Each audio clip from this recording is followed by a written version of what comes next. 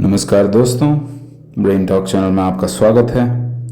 मैं आपका होस्ट और दोस्त डॉक्टर शुभराज, और आज बात करते हैं दिल्ली की नई सीएम रेखा गुप्ता जी के बारे में। 21 फरवरी 2025 यह तारीख दिल्ली के इतिहास में एक महत्वपूर्ण मोड़ के रूप में दर्ज की जाएगी। इस दिन दिल्ली को अपनी नई मुख्यमंत्री मिली, श्रीमती रेखा गुप्ता। रेखा जी दिल्ली की चौथी महिला मुख्यमंत्री हैं और उनकी यह उपलब्धि न केवल दिल्ली के लिए बल्कि पूरे देश के लिए गर्व की बात है। सुनहरे अक्षरों में लिखी जाएगी। रेखा जी का व्यक्तित्व, तेजस्विता और दृढ़ता सबको प्रभावित करती है। उनका जीवन संघर्ष और समर्पण की कहानी है। एक साधारण परिवार से निकलकर दिल्ली की राजनीति के शिखर तक पहुंचना कोई छोटी बात नहीं है, लेकिन रेखा जी ने यह कर दिखाया है। उनकी इस यात्रा में अनेक बाधाएं आईं, अनेक चुनौतियां मिली। रेखा जी ने हर बार मजबूती से डटी रहीं और विजयशीलता हासिल की। यह कहानी है एक ऐसी महिला की जो न सिर्फ दिल्ली की मुख्यमंत्री हैं, बल्कि लाखों महिलाओं के लिए प्रेरणा भी है। रेखा जी का जीवन हमें यह सिखाता है कि अगर हमारे पास दृढ़ संकल्प और मेहनत हो तो हम किसी भी लक्ष्य को प्राप्त कर सकते हैं। उनकी कहानी उन सभी के लिए एक प्रेरणा है जो अपने सपनों को साकार करना चाहते हैं। रेखा जी ने अपने जीवन में कई कठिनाइयों का सामना किया, लेकिन उन्होंने कभी हार नहीं मानी। उनकी यह यात्रा हमें यह सिखाती है कि सच्ची सफलता वही है जो कठिनाइयों का सामना करके प्राप्त की जाती है। रेखा जी का जीवन एक उदाहरण है कि कैसे एक साधारण परिवार से निकलकर भी हम बड़े सपने देख सकते हैं और उन्हें पूरा कर सकते हैं। उनकी यह यात्रा हमें यह सिखाती है कि अगर हम मेहनत और समर्पण से काम करें तो कोई भी लक्ष्य असंभव नहीं है। रेखा जी ने यह साबित कर दिया है कि अगर हमारे पास दृढ़ संकल्प और मेहनत हो तो हम किसी भी लक्ष्य को प्राप्त कर सकते हैं। उनकी यह यात्रा हमें यह सिखाती है कि सच्ची सफलता वही है जो कठिनाइयों का सामना करके प्राप्त की जाती है। उनकी इस यात्रा में अनेक बाधाएं आईं, अनेक चुनौतियां मिली, लेकिन रेखा जी हर बार मजबूती से डटी रहीं और विजयशीलता हासिल की। ये कहानी है एक ऐसी महिला की जो न सिर्फ दिल्ली की मुख्यमंत्री हैं, बल्कि लाखों महिलाओं के लिए प्रेरणा भी है। रेखा जी का जीवन हमें यह सिखाता है कि अगर हमारे पास दृढ़ संकल्प और मेहनत हो तो हम किसी भी लक्ष्य को प्राप्त कर सकते हैं। उनकी कहानी उन सभी के लिए एक प्रेरणा है जो अपने सपनों को साकार करना चाहते हैं। यह कहानी है एक ऐसी महिला की जो न सिर्फ दिल्ली की मुख्यमंत्री है, बल्कि लाखों महिलाओं के लिए प्रेरणा भी है। रेखा जी का जीवन हमें यह सिखाता है कि अगर हमारे पास दृढ़ संकल्प और मेहनत हो तो हम किसी भी लक्ष्य को प्राप्त कर सकते हैं। रेखा गुप्ता का जन्म हरियाणा के जींद जिले के नंदगढ़ गांव में एक साधारण परिवार में हुआ था।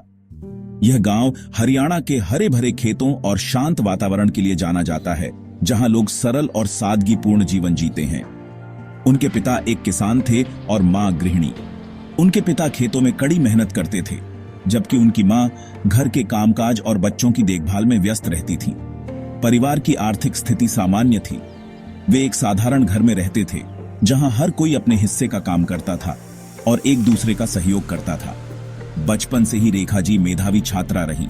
वे हमेशा पढ़ाई में अव्वल रहती थीं और उनके शिक्षक भी उनकी प्रशंसा करते थे।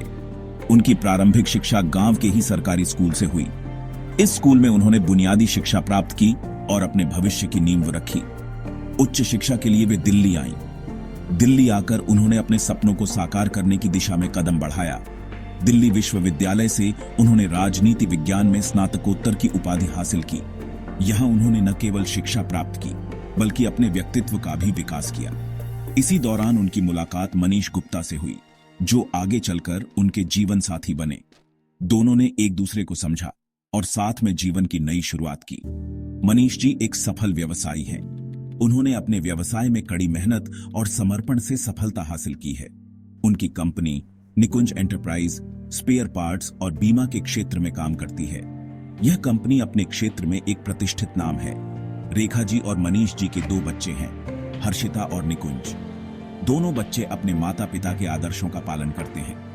हर्षिता व्यवसाय में रुचि रखती है और निकुंज अभी पढ़ाई कर रहे हैं। हर्षिता अपने पिता के व्यवसाय में हाथ बंटाती है और निकुंज अपनी पढ़ाई में व्यस्त रहते हैं। रेखा जी अपने परिवार को पूरा समय देती है और उनके साथ समय बिताना पसंद करती है। वे अपने परिवार के साथ समय बिताने के लिए हमेशा तत्पर रहती है और उनके साथ हर पल का आनंद लेती है। रेखा गुप्ता की राजनीतिक यात्रा की शुरुआत उनके कॉलेज के दिनों में ही हो गई थी। वे एक साधारण छात्रा थीं, लेकिन उनके भीतर नेतृत्व का अद्भुत गुण था। कॉलेज में पढ़ाई के साथ साथ वे सामाजिक मुद्दों पर भी गहरी रुचि रखती थीं। वे अखिल भारतीय विद्यार्थी परिषद से जुड़ी और सक्रिय रूप से छात्र राजनीति में भाग लेने लगी। इस दौरान उन्होंने कई छात्र आंदोलनों का नेतृत्व किया और छात्रों के अधिकारों के लिए संघर्ष किया। उनके नेतृत्व कौशल और वाक्पटुता ने सबका ध्यान खींचा। वे अपने विचारों को स्पष्ट और प्रभावी ढंग से प्रस्तुत करने में माहिर थीं, जिससे वे जल्दी ही छात्रों के बीच लोकप्रिय हो गईं। वे दिल्ली विश्वविद्यालय छात्र संघ की अध्यक्ष भी रहीं। इस पद पर रहते हुए उन्होंने कई महत्वपूर्ण निर्णय लिए और छात्रों के हितों के लिए कई योजनाएं बनाई। छात्रों के हितों के लिए उन्होंने कई आंदोलनों का नेतृत्व किया।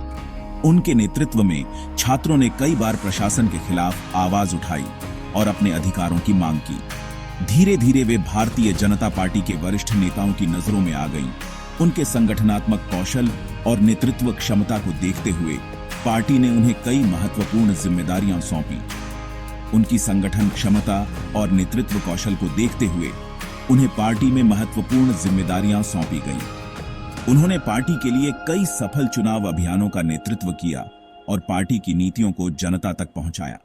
2020 में वे पहली बार शालीमार बाग विधानसभा क्षेत्र से चुनाव लड़ी और आप पार्टी की उम्मीदवार को हराकर विधानसभा पहुंची। इस जीत ने उन्हें एक नई पहचान दी और वे जनता के बीच और भी लोकप्रिय हो गईं। 2025 के विधानसभा चुनाव में उन्होंने एक बार फिर शालीमार बाग सीट से जीत हासिल की।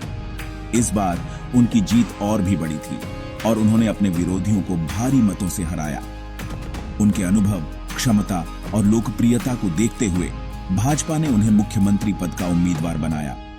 यह उनके लिए एक बड़ी जिम्मेदारी थी, लेकिन उन्होंने इसे पूरी निष्ठा और समर्पण के साथ स्वीकार किया।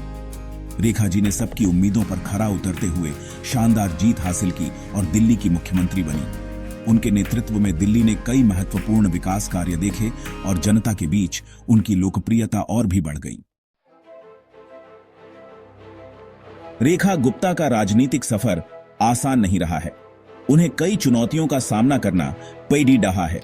एक महिला होने के नाते उन्हें पुरुष प्रधान राजनीति में अपने लिए जगह बनाने के लिए कड़ी ही मेहनत करनी पड़ी ही। विपक्षी दलों ने उन पर कई आरोप लगाए, उनका मजाक उड़ाया, लेकिन रेखा जी विचलित नहीं हुई। उन्होंने अपने काम से, अपनी ईमानदारी से, अपनी लगन से सबको जवाब दिया। उनका मानना है कि राजनीति समाज सेवा का माध्यम है। वे कहती हैं, मैंने कभी भी राजनीति को सत्ता पाने का जरिया नहीं समझा।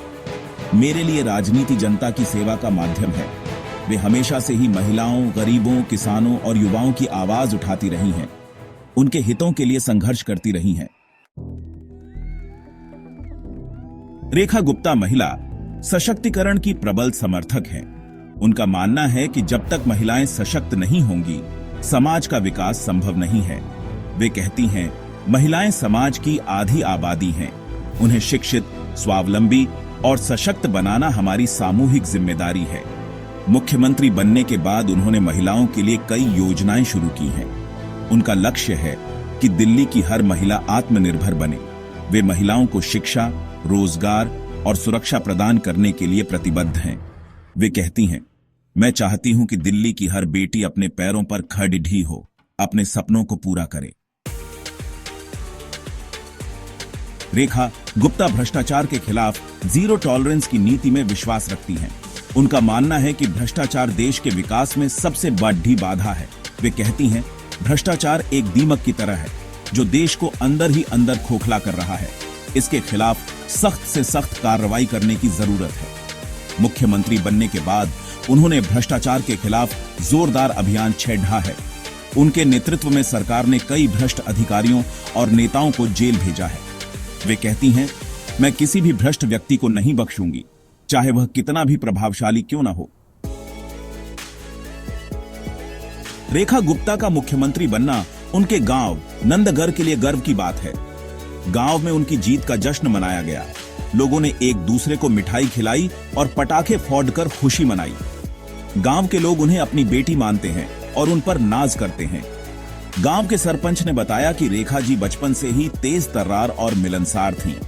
वे हमेशा ही गांव के लोगों की मदद के लिए तैयार रहती थीं। उनका कहना है कि रेखा जी ने गांव का नाम रोशन किया है।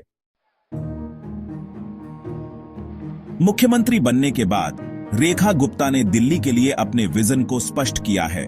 उनका लक्ष्य दिल्ली को एक आदर्श राज्य बनाना है, जहां हर व्यक्ति सुरक्षित और खुशहाल जीवन व्यतीत कर सके। वे शिक्षा, स्वास्थ्य, रोजगार, महिला सशक्तिकरण, भ्रष्टाचार उन्मूलन, पर्यावरण संरक्षण जैसे मुद्दों पर विशेष ध्यान दे रही है। वे कहती हैं, मैं दिल्ली को एक ऐसा शहर बनाना चाहती हूं जो विकास और तरक्की का प्रतीक बने, जहां हर व्यक्ति को अपने सपनों को पूरा करने का मौका मिले।